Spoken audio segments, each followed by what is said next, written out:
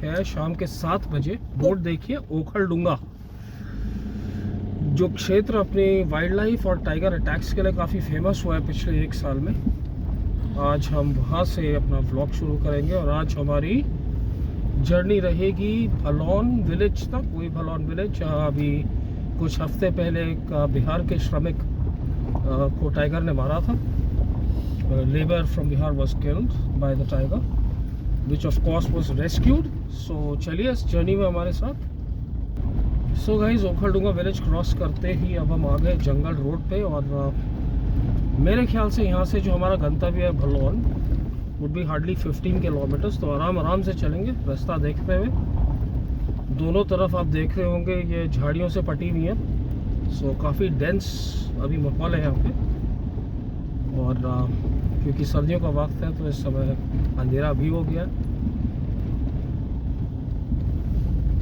ये क्षेत्र पिछले कुछ समय से अपने लेपर्ड और टाइगर अटैक से काफ़ी फेमस हुआ है। अभी भी इसके ऑपोजिट कोसी पार करते ही जो एरिया है वहाँ पे अभी भी एक 42 year old woman was killed I guess, and that has been supposedly done by a leopard. टोटम विलेज यहाँ से दिखता है ऑपोजिट। सो काफ़ी तगड़ा इस क्षेत्र में अभी of lately human animal conflict चल रहा है। इक्का दुक्का केसेस सुनने को मिल जाते हैं। वो इसलिए है कि भैया जंगल है, भूले भटके एनिमल्स फॉर इजी फूड ये आ जाते हैं क्षेत्रों में, प्राइमरीली फॉर लाइफ स्टॉक। और उसमें कहीं इंसान के साथ सामना हो गया तो हादसा भी हो जाता है। अभी हमारे क्षेत्र अल्मोड़ा में भी देखिए इतने सारे केसेस हो गए कि लेपर्ड हर एरिया में दिख रहे हैं। उनको कैप्चर भी किया जा रहा है, पुनर्स्थापित उनको किया जा रहा है। लेकिन द फैक्ट इज़ कि बस्तियों के पास इनका आना itself is a big time alarm कि वो इतने पास आ रहे हैं क्षेत्र के। बंदर लड़ रहे ऊपर, पता नहीं आवाज़ आई होगी नहीं आई होगी। सो इसमें यह है गाइस कि जब तक कोई अटैक नहीं होता, कोई झपटता नहीं, एवरीथिंग इज़ ओके एंड ज़िंदगी चलती है। लाइफ एज़ यूजुअल जिसे बोलते BAU, बिजनेस एज़ यूजुअल। लेकिन जब ऐसी कोई घटना हो जाती है तो सबके फिर सवाल खड़े हो जाते हैं। सो अभी जो अपने अल्मोड़ा में हो रहा है इसको ऐसे जैसे हो रहा है ना कि भाई यहाँ तो दिखते रहते हैं, इस नज़रिए से देखना थोड़ा सही नहीं होगा। क्योंकि अगर कुछ हो गया कांड फिर जिसके साथ बीती है उस बेचारे का तो आप छोड़िए, उस बेचारे का तो सब कुछ ही चला जाता और आपस में दहशत भी हो जाती है। राइट। बहुत बार ऐसा होता है कि एक एरिया में जैसे लेपर्ड ने अटैक किया, कुछ समय के लिए लोग काफ़ी केयरफुल हो जाते हैं। जैसे बोलते हैं बच्चों को बाहर नहीं भेजना है शाम को, अकेले जंगल में नहीं जाना है, गो इन ग्रुप्स वगैरह, अगर लकड़ियाँ इकट्ठी करने या घास लेने जाना।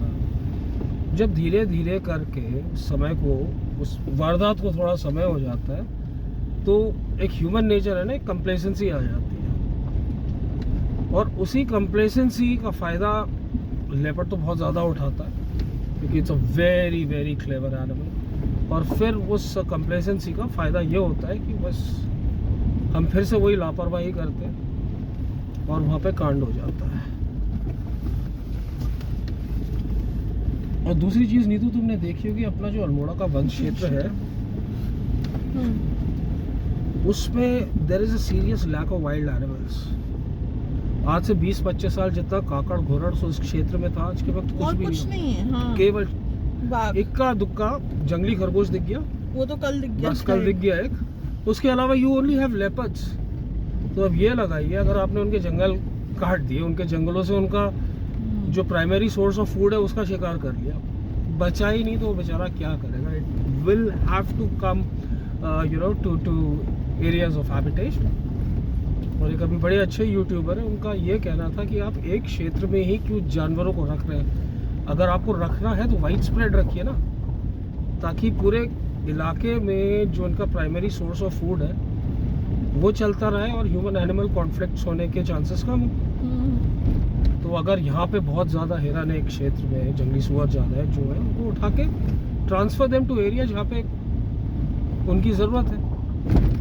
सही बात है। और थोड़ी चीज़ें ये करनी पड़ेंगी। अब जैसे बिनसर का एरिया हमारा, बिनसर के एरिया में हिरन क्यों मिल रहे हैं, वहाँ पे काफल है, वहाँ पे बेरीज है, वहाँ पे बहुत सारे ऐसे पेड़ हैं जिनका खाना ये खा सकते हैं, ऐसी ऐसी घास है। और हमारे एरिया जो अल्मोड़ा का क्षेत्र है उसमें क्या केवल चीड़ के जंगल चीड़ के है। जंगल अगर वहाँ में हिरन बात छोड़ोगे हाँ, तो वो बेचारा क्या खाएगा? सही बात है। It will naturally move to an area जहाँ उसको खाने के लिए कुछ मिलेगा। तो in terms of plantation as well, खाली चीड़ के पेड़ से काम नहीं होगा। यहाँ पे आपको कुछ फलदार पेड़ जैसे काफल हो गया, झाड़ियाँ जैसे किलमोड़ा हो गया, इसालू हो गया, और अन्य बांस हो गया, तो इन चीज़ों का भी वहाँ पे प्लांटेशन करना बहुत ज़रूरी है। और अगर आपने एक बार ये कर दिया तो भैया कुछ हद तक मेरे ख्याल से आप ह्यूमन एनिमल कॉन्फ्लिक्ट को कंट्रोल कर सकते हो, क्योंकि जब उनके पास अपना नेचुरल सोर्स ऑफ फूड होगा तो इधर उधर जाएंगे नहीं। अब होता क्या है, हर किसी को कष्ट करने का कोई शौक नहीं होता, राइट। अब हुआ क्या, लेपर्ड क्योंकि जो वाइल्ड एनिमल है उसको मारने के लिए संघर्ष करना पड़ता है, अच्छी खासी प्लॉटिंग लगानी होती है भैया, वो बहुत चतुर होता है। बिल्कुल। अब वो जब ख़त्म हो गया तो लेपर्ड आगे भैया अपने प्रॉपर रिहायशी इलाके में, जैसे तराई में गन्ने के खेत में आ जाते हैं, बगल में मवेशी पकड़ा अंदर ले गए, उनको इजी शिकार मिल जाता है। तो अगर इजी शिकार मिल गया ना तो फिर to go back to the natural habitat and the natural way of hunting it becomes very difficult. ये भी एक चैलेंज रहेगा। So those of you are listening to me suggest, क्योंकि देखिए हम भी कोई परफेक्ट नहीं है यार, हम भी आप लोगों की तरह हैं, बस इस क्षेत्र में रहे, बचपन से जंगल देखा है, तो जितनी भी लिमिटेड नॉलेज है और जितना मैं सोच सकता हूँ उस हिसाब से मैंने बताया आपको। अब देखिए रास्ता हा मज़ा आ गया, इस रोड पता नहीं कब ठीक होगी यार ये। ओखर डूंगा से लेकर के आगे सीताबनी तक जो अमगढ़ी है वहाँ तक तो ये हड्डियाँ बजा देती है।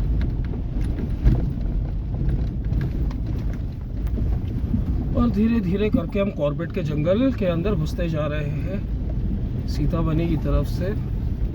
सड़क तो ये जैसी पिछली बार थी और जैसे पिछले साल थी अभी भी वैसी है। हाँ, तो बात हो रही थी कि इजी शिकार सबको पसंद है, और जो अपना लेपर्ड है उसको भी भैया इजी शिकार पसंद है। In fact it's scavenges as well. So जो सोच रहे हैं कि अगर लेपर्ड केवल अपना ही शिकार मार के खाएगा, आप जो सोच रहे हैं कि अगर लेपर्ड केवल अपना ही शिकार मार के खाएगा, थोड़ी सी गलत इन्फॉर्मेशन है। लेपर्ड को कुछ भी दे दीजिए वो स्कैवेंज करता है। इसका सबसे क्लासिक एग्जाम्पल जो हिंदुस्तान का सबसे फेमस मैन ईटर हुआ था, जिम कॉर्बेट साहब ने, जिसे 1926 में मारा था, जिसने 6-7 साल राज किया था, the man eating leopard of Rudraprayag, Garhwal का रुद्रप्रयाग का इलाका, जहाँ पे वो काल की तरह टूटा था।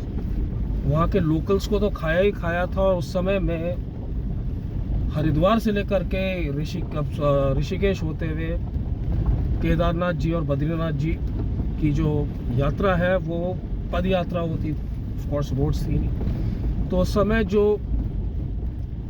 वहाँ पे श्रद्धालु आते थे उनमें से भी बहुत लोगों को खाया उसने। Now that was a classic example कि इजी फूड की वजह से एक लेपर्ड मैन ईटर कैसे बनता है। 1919 के समय में, जैसे कि अभी 2020 में कोविड महामारी फैली थी, उस ज़माने में इन्फ्लुएंजा फैला था और बहुत लोग हताहत हुए थे इसमें। गढ़वाल क्षेत्र उस समय इन्फ्लुएंजा का बहुत बड़ा शिकार चढ़ा था, बहुत सारे लोग मरते इसमें मारे गए थे। अच्छा, होता है क्या हमारे पहाड़ों में, और ये चीज़ हमने बचपन से देखी है, जब भी किसी की डेथ होती है तो दाह संस्कार बहुत ही नियमानुसार होता है।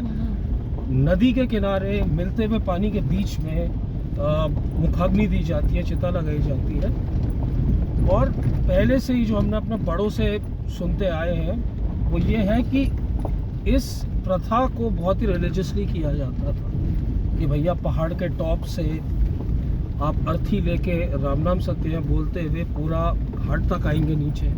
आपके साथ, अगर बरसात के दिन है, लकड़ियाँ भी साथ में चलती थी क्योंकि बड़े बड़े शमशान घाट तो उस ज़माने में होते नहीं होंगे आज से 100-125 साल पहले, राइट। अब उसमें हुआ क्या कि इन्फ्लुएंजा में लोग इतनी जल्दी मरने लगे कि इतनी जल्दी उठा के छोटे छोटे गाँव में जहाँ कुछ फैमिलीज ही हैं घाट पे ले जाना बड़ा इम्पॉसिबल हो गया। तो एक बड़ा सिंपल राइट उन्होंने फॉलो किया कि एक जलता हुआ कोयला पार्थिव शरीर के मुंह में डाल के उसको एक पहाड़ की एज में ले जाके क्लिफ से नीचे उसका पार्थिव शरीर धकेल देते थे। उस क्षेत्र में ये लेपर्ड था मैनीटर ऑफ रुद्रप्रयाग, जिसको बहुत इजी शिकार मिला। वो अब जैसे इन्फ्लुएंजा हुआ ख़त्म और लोगों का मरना हुआ बंद, उसकी फूड सप्लाई तो कट ऑफ हो गई। तो तब उसने इट मेड इट्स अपीयरेंस और उसने स्पेसिफिकली इंसान के शिकार को अंजाम दिया था, जिसमें उसने पहला शिकार मेरे ख्याल से बेंजी विलेज में किया था। एज पर जिम कॉर्बेट एक छोटा सा बच्चा था जो कि ग्वाला था, वो अपने मकान वाले की बकरियां चराता था, रात में बकरियों के साथ ही सोता था। तो वो कभी और आपको बताएंगे उसके बारे में। सो अभी बताने का ये था कि इजी शिकार सबको चाहिए होता है। तो कहने का मतलब ये है कि भैया इससे पहले कि हर लेपर्ड और हर टाइगर हैबिटेशन के पास जाए, ये थोड़े से हमें मेजर्स लेने चाहिए कि भैया फलदार वृक्ष लगाए जंगलों में, केवल चीड़ और ये सागवान के चक्कर में ना रहे। जो डियर हैं जिस इलाकों में ख़त्म हो गए उनको वहाँ पे पुनर्स्थापित करें। और एक पहल की जा सकती है कि इन बिग कैट्स को वापस अपनी नेचुरल कोर्स ऑफ वे में लाने की। फ़िलहाल मेरे ख्याल से अभी 9-10 किलोमीटर का और रास्ता बचा होगा। हालांकि रोड अच्छी होती तो पहुंच जाते, लेकिन पीछे आपने देखा होगा रोड के क्या हाल थे। चलिए चलते हैं। सो गाइस धीरे धीरे करके आ गए हम भलौन विलेज पे। ये वही भलौन विलेज है जहाँ पे वो टाइगर अटैक हुआ था, बिहार के जो श्रमिक है। और आगे हमारा होम स्टे है जहाँ पे अभी एक लाइट्स ग्लिटर कर रही है। यहाँ से मुश्किल से 200 मीटर आगे वो इंसिडेंट हुआ था। सो आई होप आज का ब्लॉग आपको पसंद आया होगा। Please do like, share and subscribe. और कल मैं आपको भलौन विलेज भी घुमाऊंगा। मेरे को थोड़ी सी कमर सीधी कर लेने दे।